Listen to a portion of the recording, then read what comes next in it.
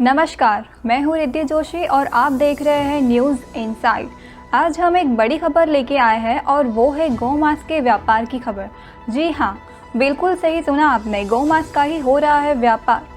PM Narendra Modi का गढ़ यानी कि गुजरात के अहमदाबाद में हुए अहमदाबाद कैंटोनमेंट विस्तार में प्रतिबंध होने के बावजूद यह बड़े पैमाने पर चल रहा है अवैध कत्ल खाने का कारोबार। अहमदाबाद छावनी परिषद में चलाया जा रहा है कत्ल खाने का कारोबार, जिसमें प्रदेश सरकार, अहमदाबाद पुलिस और कैंटोनमेंट बोर्ड के अफसर भी रोक लगाने के लिए नाकामयाब रहे हैं। विश्वसनीय सूत्रों से मिली सूचना के अनुसार जब न्यूज इनसाइट के पत्रकार द्वारा इस मामले पे पड़ताल हुई तब सामने आया एक खौफनाक सच। दिल दहलाने वाला सच ये है कि अहमदाबाद छावनी परिषद में आए हुए एक लकड़ी के पिट्ठू में प्रतिबंध होने के बावजूद चलाया जा रहा है गैर कानूनी कत्ल खाना।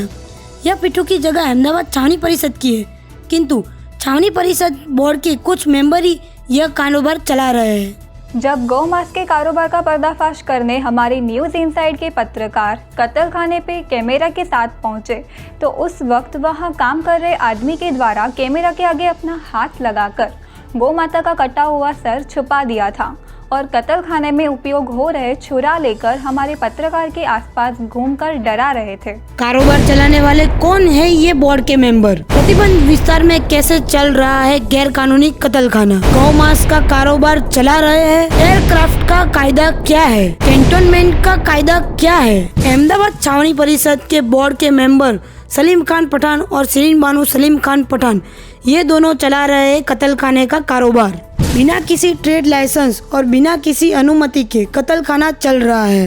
विश्वसनीय सूत्रों से मिली सूचना के अनुसार कत्ल खाने में गौमांस का कारोबार चला रहे हैं। आर्टिकल 10A के मुताबिक एयरपोर्ट से 10 किलोमीटर के विस्तार में कत्ल खाना चलाना प्रतिबंध है। कैंटोनमेंट की प्रीमाइसिस में प्राइवेट कत्ल खाना चला ही नहीं सकते। कैंटोनमेंट के विस्तार में जानवरों का व्यापार नहीं कर सकते और जानवरों को पालना भी प्रतिबंध है। आश्चर्य की बात तो यह है कि इस कत्ल खाने के पास में ही आर्मी GOC यानी कि जनरल ऑफ कमांड का घर आया हुआ है, फिर भी उन्हें इस बात की कानों कान भनक तक नहीं लगी हो, ऐसा तो हो ही नहीं सकता। क्या फिर वह यह कत्ल खाना बंद करवाना नहीं चाहते? क्या है इस लकड़ी के पिट्ठू का राज और कैसे चला रहे हैं लकड़ी के पिट्ठू की आड़ में कत्ल खाना? आज हम बात करने वाले हैं अहमदाबाद छावनी परिषद में आई हुई एक पिट्ठू के बारे में। क्या है ये पिट्ठू का फ्रॉड, ये हम जानने वाले हैं मुनव्वर अली सैयद, जो RTI एक्टिविस्ट है और पिछले कई साल से कैंटोनमेंट एरिया है उसमें उस पर काम कर रहे हैं और उसकी सब RTI निकाल कर फ्रॉड को सामने लाने का काम कर रहे हैं। मुनव्वर जी, दर्शक मित्रों को आप समझाइए कि ये जो पिट्ठू का जो मामला है वो क्या है? ये मैडम इसको बोलते हैं हमारे यहाँ पर लकड़ानू पिट्ठू और उसको वुड स्टेक कहा जाता है कैंटोनमेंट में। और ये वुड स्टेक जो है 1976 में सारिया खान नामक एक व्यक्ति को लीज़ के ऊपर दिया गया था 1 या 2 साल के लिए। उसके बाद से उनका लीज़ हो गया ख़त्म, मगर वो 78 में उनको खाली करने के लिए नोटिस दी गई थी कैंटोनमेंट द्वारा। मगर उसके बाद पता नहीं क्या है क्या हुआ, वो मुझे भी आज तक कुछ पता नहीं। और कैंटोनमेंट से मैंने उसके बारे में काफ़ी बार RTI मांगी है, मगर वो 2004 तक का क्या हुआ है उसमें और क्या एक्शन लिया गया है वो आज तक हमको जवाब दिया नहीं है। मगर उन्होंने मुझे एक जवाब दिया था कि भाई ये जो ऑक्यूपायर है वो हसीना बीबी वाइफ ऑफ सारिया खान पठान है और उसके रिगार्डिंग में एक केस चल रहा है अहमदाबाद रूरल के अंदर, जो RCA नंबर 31/2004 से चल रहा है। और उसके अंदर स्टे दिया गया था और वो स्टे ऐसा था मैडम के 2015 के अंदर जिनके नाम से स्टे चल रहा था वो गुजर गए, यानी डेथ। यानी कि जिनके नाम पे वो स्टे लिया गया था वो लकड़े के पिट्ठू का, वही गुजर गए। हाँ, वो 2015 से गुजर गए मैडम। और उनके गुजरने के बाद मैंने कैंटोनमेंट को काफ़ी बार इन्फॉर्म किया था, रिटर्न में भी इन्फॉर्म किया था कि भाई ये जो भी लीज होल्डर जो था और वो ये पिछले 50 साल से चल रही है मैटर, तो अभी तक इसका आपने निकाल क्यों नहीं आया और अभी तक क्यों आपको इसमें कुछ सक्षम नहीं हो रहे। तो उनके तरफ से कोई मुझे ठोस जवाब नहीं मिला था, आज तक नहीं मिला। ऐसा क्यों? वो 2015 में जिसके नाम पे स्टे था वही गुजर गए, तो वो तो स्टे खत्म हो जाना चाहिए, तो फिर उस पर कोई ना कोई तो कार्यवाही हो ही सकती है। हाँ मैडम, हो सकती है, मगर वो 2015 के अंदर ऐसा है कि उन्हीं के घर वाले जो है उनके लड़के जो मेंबर बन गए थे कैंटोनमेंट के अंदर जैसे कॉरपोरेटर के तरीके, तो उनके आने के बाद वो कॉरपोरेटर बन गए। उसके बाद से उसमें कोई एक्शन हुआ ही नहीं है और अभी फ़िलहाल के अंदर उनको जो पीठा लीज पे दिया गया हुआ था, तो ऑन पेपर वो जो है 2200 स्क्वायर फीट का, और अभी आप देखने जाएंगे तो जब उनको दिया गया था तो वो ओपन लैंड था, और जो कोर्ट में केस भी चल रहा है ना, तब भी वहाँ पर मुश्किल से कोई एक 10 बाय 10 की झुपड़ी होगी, जो भी वो परमानेंट कंस्ट्रक्शन वाली नहीं थी, टेम्पररी कंस्ट्रक्शन वाली थी। और अभी उस जगह पे 1600 स्क्वायर फीट का मिनिमम आश्रय से उसमें इलीगल कंस्ट्रक्शन कर दिया गया, और वहाँ पे भी इलीगल कंस्ट्रक्शन कर दिया है मैडम। और उसके अंदर क्या है कि वो भी उसमें टेरेस बना दिया, आरसीसी का धाबा कर दिया है, और उसके ऊपर उन्होंने वो ना दिखे इसीलिए उसके ऊपर उन्होंने ऐसे छुपाने के लिए ऐसे पुराने पत्रे वगैरह ऐसे उन्होंने रख दिए गए हैं वहाँ पर। मैं आपको एक और चीज़ पूछना चाहती हूँ। एक वीडियो वायरल हुआ है, उस वीडियो में दिखाया जा रहा है कि उस जगह पे जो कुछ बहुत सेंसिटिव जगह मानी जाती है, तो क्या है वो वीडियो का सत्य क्या है, वो आप हमारे दर्शकों को दिखाइएगा प्लीज़। जी, वो मैडम उसमें ऐसा है कि वो जो जगह है, वो जगह दी गई थी ना, आपको मैंने पहले ही बताया था, लाकड़ानू पीठू, यानी उन्होंने वो जगह लीज पर मांगी हुई थी कि भाई आपने ये जगह हमको, लकड़े का हमारा धंधा है, तो वो लकड़े के धंधे के लिए हमको स्टोरेज के लिए वो जगह दी जाए, ठीक है। तो वो लीज़ उनकी उसके लिए उन्होंने लिए थे 2 साल के लिए, मगर वो हो गई ख़त्म। अब जो भी है कोर्ट कचहरी केस चल रहा है, फलाना ढिमका जो भी चल रहा है, वहाँ पर कोर्ट में भी उन्होंने उसी तरीके से स्टे लिया गया है कि उन्होंने यही बताया था कि भाई हमारा धंधा ये लकड़े का है इसी वजह से, मगर आज की तारीख में वहाँ पर इलीगल स्लॉटरिंग चल रही है। उसको कहा जाए तो वहाँ पर मिनिमम 1-2 हज़ार मुर्गी डेली कटिंग होती है, और अन्य कोई भी दूसरा भी कोई जानवर कटिंग होता होगा, वो मुझे इतना आइडिया नहीं है। और वहाँ पर एक रूम ऐसा बनाया गया है उसके अंदर कि जैसे कोल्ड स्टोरेज रूम कहा जा सकता है, जिसको वो लोग जो कटी हुई जो चिकन वगैरह है या मीट मांस जो भी है उसको स्टोर करते हैं वो लोग, कि वो उसको फ्रोज़न करके रखते हैं, और उसको वो लोग वहाँ से उनकी गाड़ियों में बार होटल वगैरह इधर उधर कहीं पर भी सप्लाई करते हैं।